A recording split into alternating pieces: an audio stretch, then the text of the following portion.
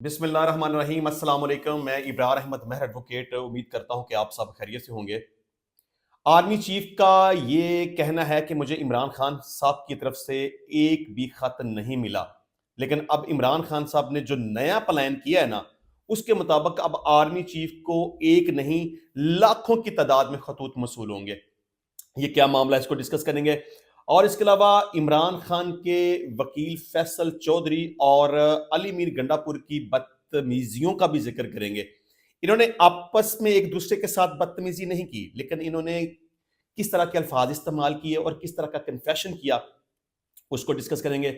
और इसके अलावा एक बड़ा ही खौफनाक हादसा पेश आया मेयर कराची मुर्तजा वहाब के साथ। उनकी लिफ्ट नीचे गिर गई, लेकिन लकीली वो बच गए। इस पर भी बात करेंगे। और इसके अलावा बर वक्त इंसाफ ना मिलने पर आज लाहौर हाई कोर्ट में एक शख्स ने खुद को आग लगाकर जिंदा जलाने की कोशिश की है। ये सारा क्या माजरा है, इस पर भी बात करेंगे। और इसके अलावा 9 मई के वाकयात से मुतल्लक के तहकीकाती रिपोर्ट सामने आ गई है, जिसमें इमरान खान पर संगीन किस्म के इल्जामात लगाए गए हैं। वो तहकीकाती रिपोर्ट क्या है, उस पर भी बात करेंगे। और इसके अलावा इमरान खान और बुशरा बीबी का जेल में माहाना कितना खर्चा है, और अब तक इमरान खान साहब जेल में कितने करोड़ रुपए का खाना खा चुके हैं, इस पर भी बात करेंगे। लेकिन सबसे पहले हम डिस्कस करेंगे आर्मी चीफ के हवाले से, क्योंकि इमरान खान साहब ने आर्मी चीफ के नाम एक खत लिखा। उन्होंने कहा कि मुझे खत नहीं मिला, उन्होंने एक दूसरा खत लिख दिया।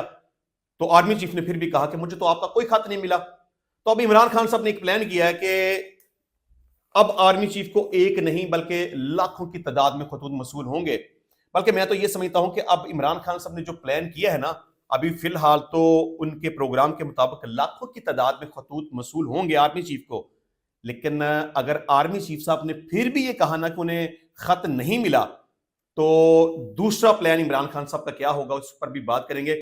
लेकिन इमरान खान साहब के ऑफिशियल एक्स अकाउंट के ऊपर एक पोस्ट लगाई गई जिसमें लिखा था कि former prime minister Imran Khan special instructions for overseas Pakistanis, यानी कि ओवरसीज पाकिस्तानी को एक खास किस्म की उन्होंने हदायत जारी की है। वो क्या है? Print out my letter addressed to the army chief general Asim Munir and post the printed copies to. अब आगे उन्होंने एड्रेस बताया है। उन्होंने कहा कि मैंने जो आर्मी चीफ के नाम खत लिखा था, जो उनके ऑफिशियल एक्स अकाउंट के ऊपर पड़ा हुआ है, उन्होंने ओवरसीज पाकिस्तानियों को ये रिक्वेस्ट की है कि उस खत का प्रिंट बाहर निकालें और chief of army staff Asim Munir को पोस्ट कर दें। अब किस तरीके से पोस्ट करना है? नंबर 1, DHQ रावलपिंडी के एड्रेस पे, उसका एड्रेस बताया है उसी पोस्ट के अंदर। और दूसरे नंबर पे relevant embassies in your cities, यानी कि अपनी अपनी एम्बेसियों में उस खत को पोस्ट करें और आर्मी चीफ को पोस्ट करें। अब बकायदा से प्रॉपर उस पोस्ट में ये तफसीलात बताई गई हैं कि कहां कहां पर खत को भेजना है, यानी कि रावलपिंडी आर्मी हाउस के एड्रेस पर भेजना है। उस एड्रेस की तफसीलात लिखी गई हैं। और इसके अलावा मुख्तलिफ ममालिक की पाकिस्तानी एम्बेसीज के एड्रेस भी लिखे हुए हैं, जैसे कि Pakistani embassy Germany, Saudi Arabia, रोम, Canada, Spain, Italy, France, Australia, UAE। इसके अलावा US में पाकिस्तानी एम्बेसियों के एड्रेस भी लिखे हुए हैं, Houston, Chicago, New York, California, Washington DC। इसके अलावा UK एड्रेस भी लिखे हुए हैं, ग्लासगो, लंदन, मैनचेस्टर, ब्रैडफोर्ड। अब इमरान खान साहब ने चीफ ऑफ आर्मी स्टाफ के नाम लाखों की तादाद में खतूत भेजने का फैसला कर लिया है। जितने ओवरसीज पाकिस्तानी हैं, सबको ये कह दिया कि खत का प्रिंट निकालें, अपनी एम्बेसी में भेजें और आर्मी चीफ के एड्रेस के ऊपर भेज दें। अब आर्मी चीफ साहब इस बात से इनकार नहीं कर सकते कि उन्हें खतूत मसूल नहीं हुए, क्योंकि अब उन्हें हजारों बल्कि लाखों की तादाद में खतूत मसूल होंगे। और अगर फिर भी आर्मी चीफ का यही कहना रहा कि मुझे इमरान खान साहब की तरफ से खत नहीं मिला, तो इमरान खान साहब एक नया प्लान सामने लेके आएंगे। पाकिस्तान में जितने भी लोग मौजूद हैं, मतलब कि 26 करोड़ पाकिस्तानियों को रिक्वेस्ट करेंगे कि आप इस खत का प्रिंट निकालें और आर्मी चीफ के एड्रेस के ऊपर इसको पोस्ट कर दें। तो आप फिर अंदाजा कर लें कि एक खत से इनकार हुआ तो दूसरा खत आ गया, दूसरे से इनकार हुआ तो ओवरसीज पाकिस्तानियों को रिक्वेस्ट कर दी। ओवरसीज पाकिस्तानियों के खतूत भी अगर आर्मी चीफ को ना मिले, फर्ज कर लें, तो फिर लाखों नहीं करोड़ों की तादाद में आर्मी चीफ को खत मिलेंगे, तो मैं समझता हूं कि इमरान साहब का ये कंडक्ट ठीक नहीं है। इससे आप क्या साबित करना चाहते हैं?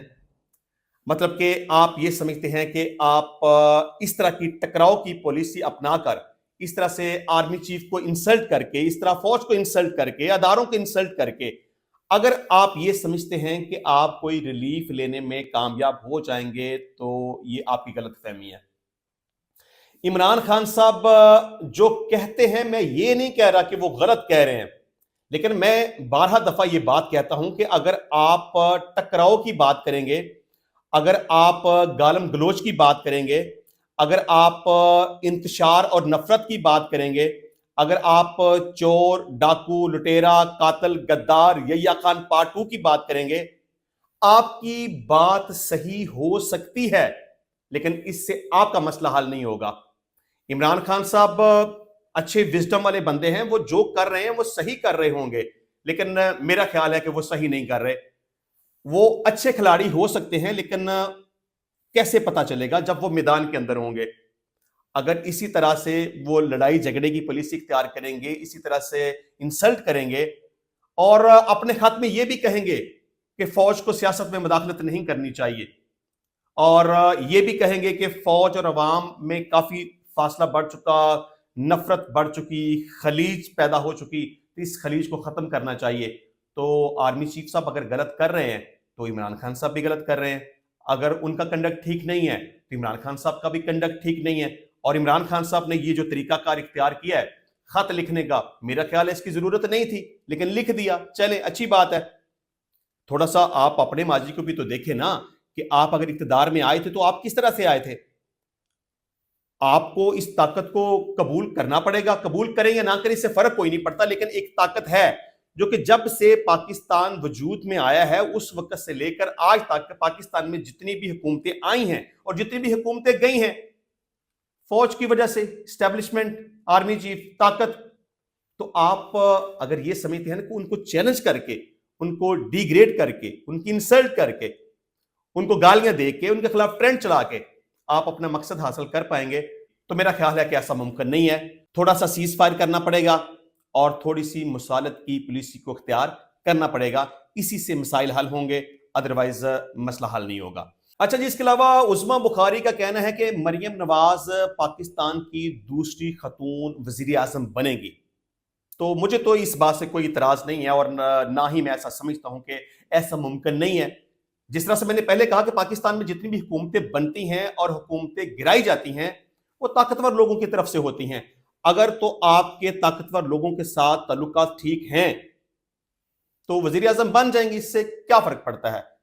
ताकतवर लोगों के साथ ताल्लुकात ठीक थे तो आप पंजाब की वजीर आला बन गई, शहबाज शरीफ वजीर आजम बन गए, और आपका ही ये कहना है कि मुझे बहुत अच्छे से पता है कि इक्तदार कैसे लिया जाता है। बूट चाटने पड़ते हैं, ताबेदारी करनी पड़ती है, इज्जत करनी पड़ती है, प्रोटोकॉल देना पड़ता है, और आप समझते हैं कि जो भी रिक्वायरमेंट्स हैं वो पूरी करनी पड़ती हैं। तो अगर आप ये सब रिक्वायरमेंट्स पूरी कर रही हैं तो आपको वजारत आला मिल गई, आपको वजारत उस्मा मिल गई, और अगर आप मजीद ताबेदारी करती रहेंगी तो पाकिस्तान का वजीर आजम बनना कोई मुश्किल बात नहीं है। आप अगर वजीर आला बन सकती हैं तो आप पाकिस्तान की दूसरी खतून वजीर आजम भी बन सकती हैं। ये कोई ऐसी अजीब या कोई ऐसी अचंभे वाली बात नहीं है। अच्छा जी, बात कर लेंगे फैसल चौधरी साहब की। वो कहते हैं कि मरियम नवाज की एक ही पॉलिसी है, लेटना। सॉरी, सबमिट प्रॉपर लफ्ज है। मरियम नवाज के वालिद की भी यही पॉलिसी थी, पहले मुशर्रफ के सामने लेटे, फिर प्लेटलेट्स का ड्रामा किया, फिर बाजवा से डील की, जिसके बेनिफिशियरी शहबाज शरीफ निकले और नवाज शरीफ अभी तक खुड्डे लाइन है। देखिए, तनकीद करना आपका राइट है, लेकिन बदतमीजी करना आपका राइट नहीं है।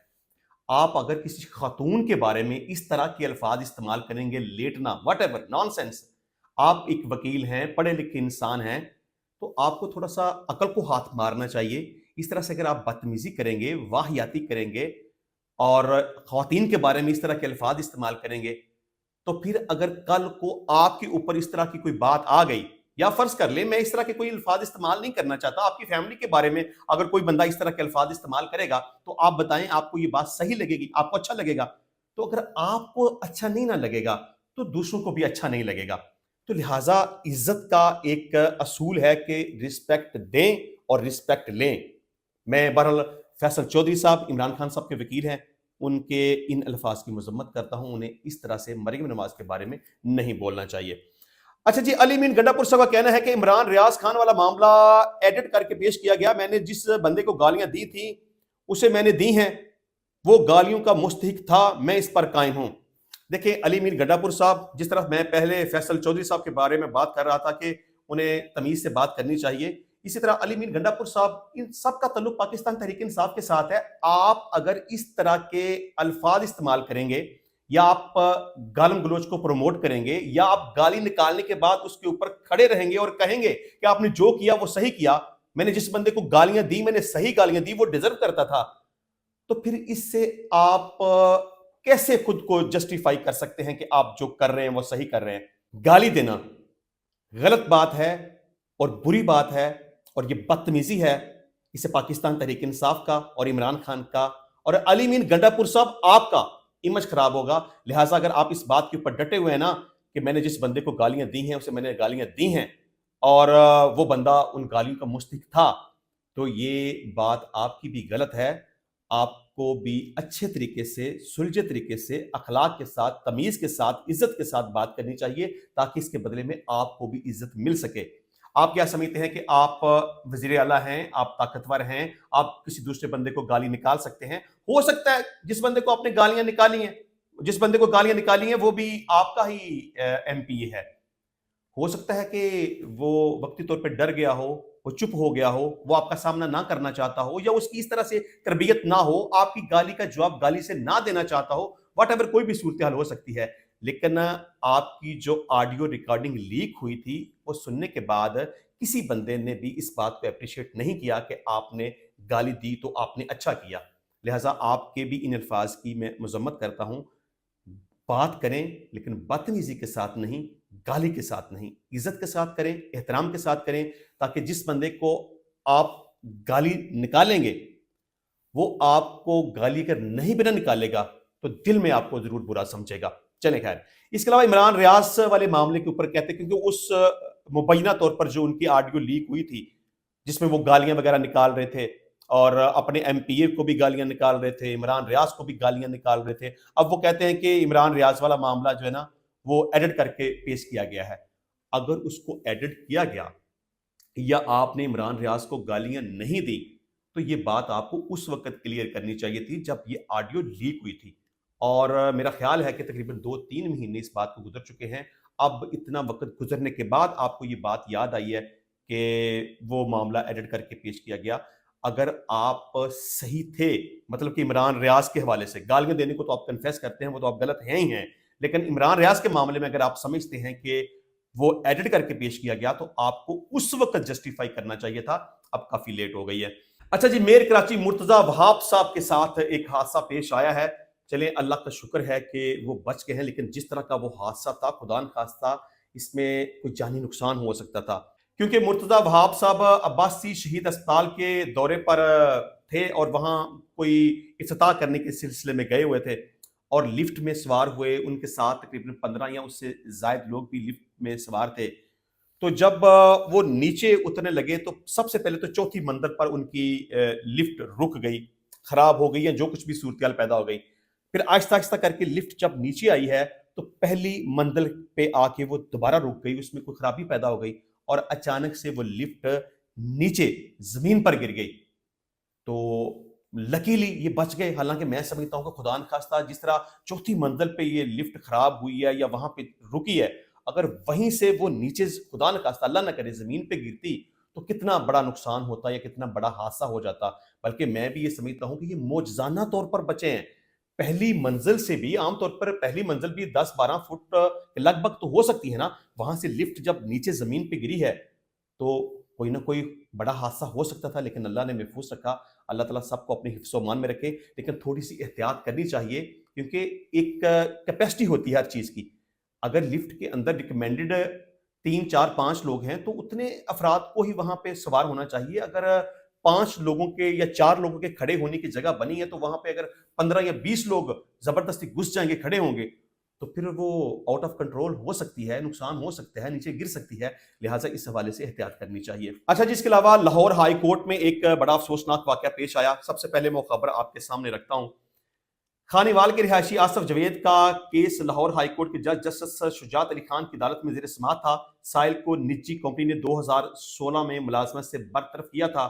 2019 میں لیبر کورٹ نے سائل کی برطرفی کا فیصلہ کالعدم قرار دے کر اس کی نوکری بحال کرنے کا حکم دے دیا تھا. تاہم نجی کمپنی نے لیبر کورٹ کا فیصلہ نیشنل انڈسٹریل ریلیشن کمیشن میں چیلنج کیا تو نیشنل انڈسٹریل ریلیشن کمیشن نے نجی کمپنی کی اپیل خارج کر دی. سائل آصف جوید کا کیس 2020 سے لاہور ہائی کورٹ میں زیر سماعت ہے. نجی کمپنی نے دسمبر 2020 میں ہائی کورٹ میں کیس دائر کر دیا تھا. لاہور ہائی کورٹ نے آج کیس کی سماعت کرنے کے بعد اگلی تاریخ 8 اپریل مقرر کی تھی. طویل عرصے سے ماتحت عدالتوں کے فیصلے کے باوجود نوکری پر بحال نہ ہونے سے دل برداشتہ ہو کر سائل نے خود کو آگ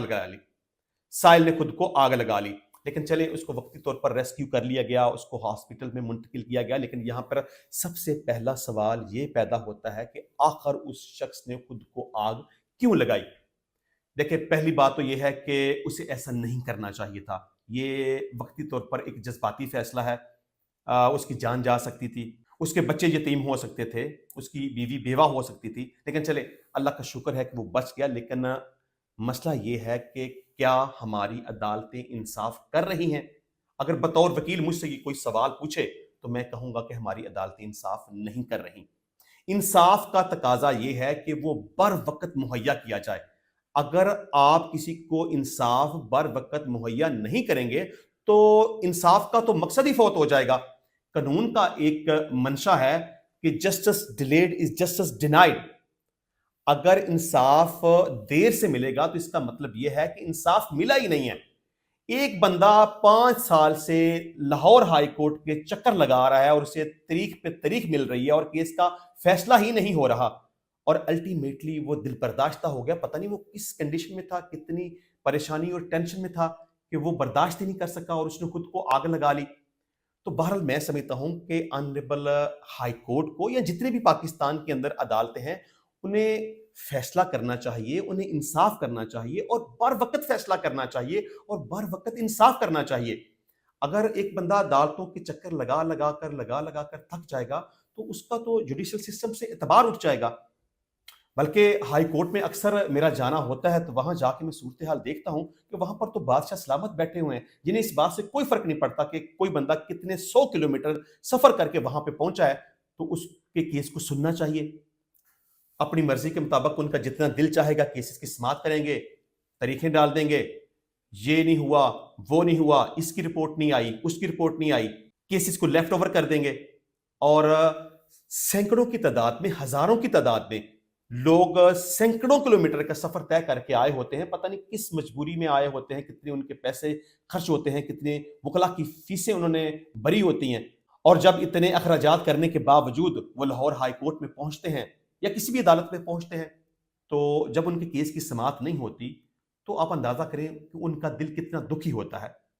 پاکستانی عدالتوں کی ہم کیا بات کریں کہ اگر انصاف کی فراہمی کی بات آئے تو ہمارا نمبر سب سے اینڈ کے اوپر آئے گا, اور اگر کرپشن کی بات آئے تو سب سے ٹاپ کے اوپر آئے گا. بہرحال پاکستانی عدالتوں کو اس حوالے سے سوچنا چاہیے اور کیسز کے فیصلے جلد کرنے چاہیے, کیسز کی سماعت بر وقت کرنی چاہیے اور انصاف کی فراہمی کو جتنی جلدی ممکن ہو سکے یقینی بنانا چاہیے تاکہ مزید کوئی بندہ دل برداشتہ ہو کر خود کو آگ نہ لگائے.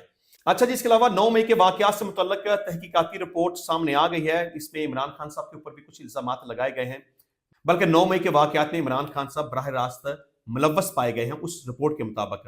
اس کو ڈان نیوز نے رپورٹ کیا ہے. ڈان نیوز کے مطابق ذرائع نے بتایا کہ رپورٹ میں کہا گیا ہے کہ 9 مئی 2023 کے واقعات باقاعدہ منصوبہ بندی کے تحت کیے گئے ہیں.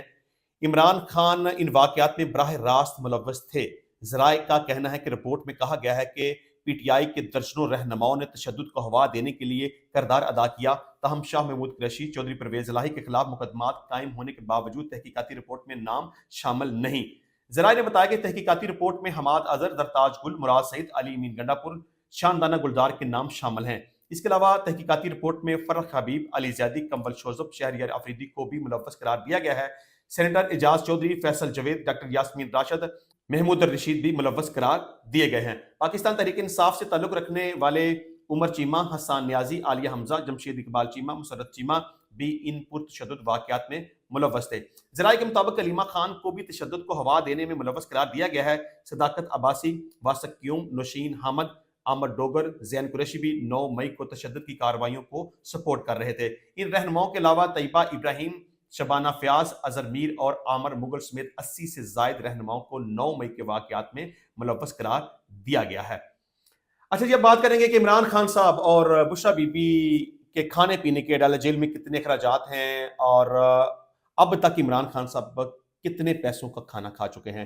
تو جیل ذرائع کے مطابق اب تک عمران خان صاحب کے کھانے پینے کے اوپر 1 کروڑ روپے سے زائد کی رقم خرچ ہو چکی ہے، اور اب چونکہ بشرا بی بی بھی جیل میں آ چکی ہیں، پہلے عمران خان صاحب کا اکیلے کا خرچہ ماہانہ 6 لاکھ یا اس سے زائد ہوتا تھا، لیکن اب بشرا بی بی کے آنے کی وجہ سے اب ان دونوں کا ماہانہ خرچہ 8 لاکھ روپے سے زائد ہو چکا ہے۔ اس کے علاوہ جیل میں کھانے پینے کے لیے ان کی فیملی کی جانب سے ادائیگی کی جاتی ہے۔ سابق وزیر اعظم اور ان کی اہلیہ کے پی پی اکاؤنٹ میں رقم جمع کروائی جاتی ہے، کیونکہ عمران خان صاحب وہاں پہ جو خرچ کرتے ہیں یا کھانا کھاتے ہیں وہ تمام تر اخراجات ان کی فیملی افورڈ کرتی ہے۔ انشاءاللہ ملتے ہیں نیکسٹ ٹائم نئی ویڈیو میں نئے ٹاپک کے ساتھ، تب تک کے لیے اجازت دیجیے۔ اللہ حافظ۔